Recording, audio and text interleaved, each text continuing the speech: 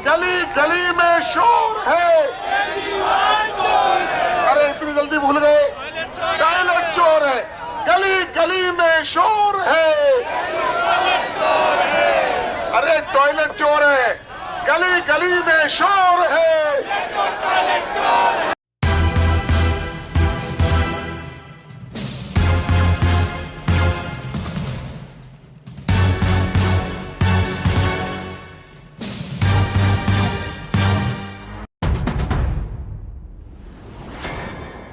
जय श्री राम। यहाँ पर उपस्थित बड़ी भारी संख्या में सभी यहाँ पर जो कार्यकर्ता मौजूद हैं, हमारे अध्यक्ष वीरेंद्र जी, सभी सांसद जो यहाँ मौजूद हैं, सभी सीनियर लीडर्स जो मौजूद हैं, मैं तो जय श्री राम, जय श्री राम, जय श्री राम, एक काफी लंबा समय आम आदमी पार्टी में बिता के मैं आज बीजेपी के परिवार में शामिल हुआ हूं।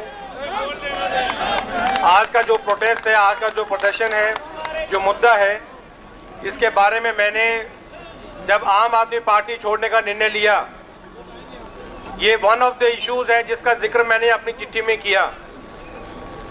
और मेरे ख्याल से इस तरह की कंट्रोवर्सी या इस तरह का विवाद अगर कोई भी व्यक्ति अगर राजनीति में है, पॉलिटिकल लाइफ में है, पब्लिक लाइफ में है, तो वो उसकी बात छोड़िए कि वहां पर क्या बना और क्या कितना पैसा लगा।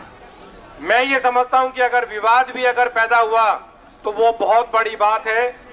और मेरे ख्याल से कहीं ना कहीं हर एक व्यक्ति जो आम आदमी पार्टी से जुड़ा हुआ है, एक साधारण व्यक्ति भी, एक साधारण आम आदमी भी, जिस प्रकार से वो पूरी कंट्रोवर्सी, पूरा विवाद शीश महल के बारे में हमें सुनने में आ रहा है, हमें जो पढ़ने में आ रहा है, जिस प्रकार से वो इन्वेंट्री पीडब्ल्यूडी के अधिकारी ने इश्यू किया, मेरे ख्याल से ये बहुत चौंकाने वाली बात है, बहुत डिस्टर्बिंग बात है। और मैं इतना ही कहूंगा कि मैंने पूरी ईमानदारी के साथ और पूरी निष्ठा के साथ अपने राजनीतिक जीवन में काम किया। 2015 से लेकर आज तक मैं भी अपने ही निवास पे 2-3 बेडरूम के फ्लैट में वसंत कुंज में ही रह रहा हूं।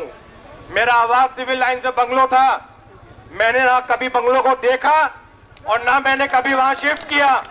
मैंने अपने ही आवास में रह के राजनीति की और आगे आने वाले दिन में भी मैं ये वादा करता हूं कि जिस प्रकार से एक बढ़िया साफ सुथरी राजनीति हम करते आए, जिस प्रकार से मैंने पूरी ईमानदारी के साथ अपना राजनीतिक जीवन आगे बिताया, क्योंकि मेरा लक्ष्य सिर्फ एक था कि अगर राजनीति में, मैं तो वकालत करता था, अपनी वकालत छोड़ के हम आम आदमी पार्टी से 2015-2014 में जुड़े, अन्ना आंदोलन के टाइम से।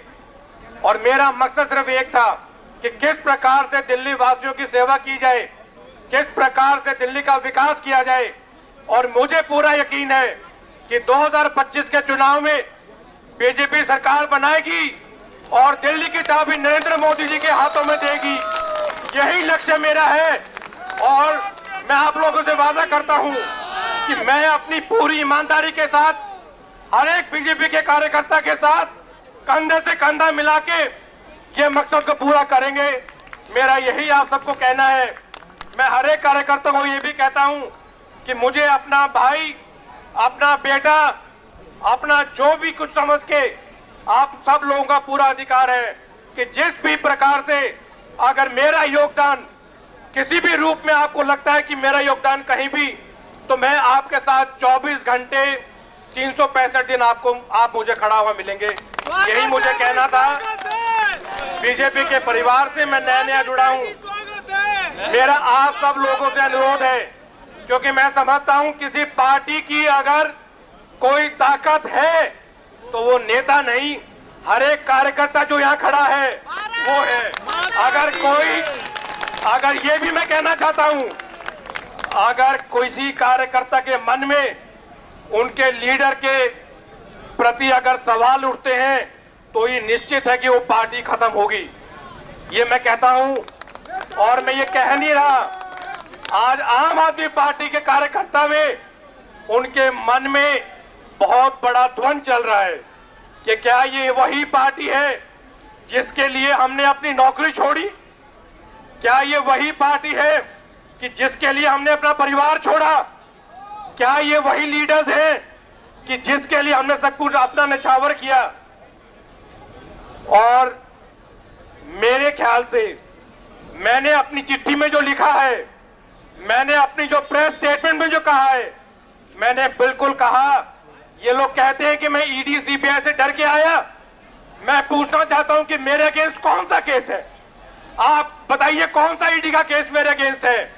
मैं हर एक पार्टी, आम आदमी पार्टी के लीडर से वो चिल्ला चिल्ला के कह रहे हैं प्रेस स्टेटमेंट में, मैं उनसे पूछना चाहता हूं, मैं उनको चैलेंज करता हूं, वो आके बताएं कि सीबीआई में मेरा कौन सा केस है, वो बताएं कि इनकम टैक्स में कौन सा केस है, वो बताएं कि ईडी के पास जब जब ईडी ने मुझे बुलाया तब तब मैं गया और पूरा कोऑपरेट किया। जब जब सीबीआई ने बुलाया, जब जब मैं गया, मैं भागा नहीं। मैंने उनके समन, जब भी किसी भी इन्वेस्टिगेशन एजेंसी का समन आया, मैंने जाके उनकी इन्वेस्टिगेशन में पूरा कोऑपरेट किया, जितनी बार बुलाया। और आगे भी अगर कोई इन्वेस्टिगेशन एजेंसी बुलाएगी तो हम डरने वाले नहीं है। वो कह रहे हैं कि कैलाश गहलोत डर के भाग गया। मैं उनसे सवाल पूछता हूं कि कौन सा डर था?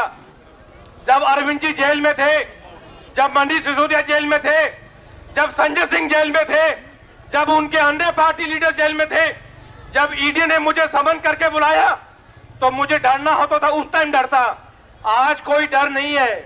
मैं उनको कहना चाहता हूं कि अगर मैं पार्टी छोड़ के गया हूं तो अपनी मर्जी से गया हूं और दुनिया में कोई ताकत नहीं जो कैलाश गहलोत को डरा सके।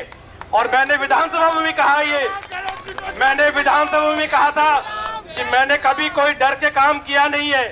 अगर बीजेपी के साथ जुड़ा हूं तो अपने बिल्कुल साफ मन से जुड़ा हूं, और अगर बीजेपी के साथ जुड़ा हूं तो बिल्कुल ईमानदारी के साथ और पूरी निष्ठा के साथ और पूरी वफादारी के साथ काम करूंगा। ये मेरा हर एक कार्यकर्ता को वादा है। बहुत बहुत धन्यवाद। जय हिंद। धन्यवाद कैलाश गहलोत जी। किस प्रकार से आपने दिल्ली सरकार की, केजरीवाल की धज्जियां उड़ाने का काम किया है। ईमानदार व्यक्ति कभी डरता नहीं है, ऐसी लगातार धारणा है। अन्ना आंदोलन से जुड़कर उनके पास आए थे और जब देखा बेईमानी, करप्शन, घोटाले पे घोटाला हो रहा है तो ईमानदार आदमी बर्दाश्त नहीं कर सकता। अभी पीछे राजकुमार आनंद जी खड़े हैं, वे भी इसी प्रकार से कुर्सी और मंत्री पद छोड़कर आए थे। अभी तो विकटें गिरना शुरू होंगी। केजरीवाल साहब, आपको आपके विधायक और आपके एमएलए जिनके साथ आप बदतमीजी करते हो, वे सभी लोग आपको उखाड़ कर फेंकेंगे।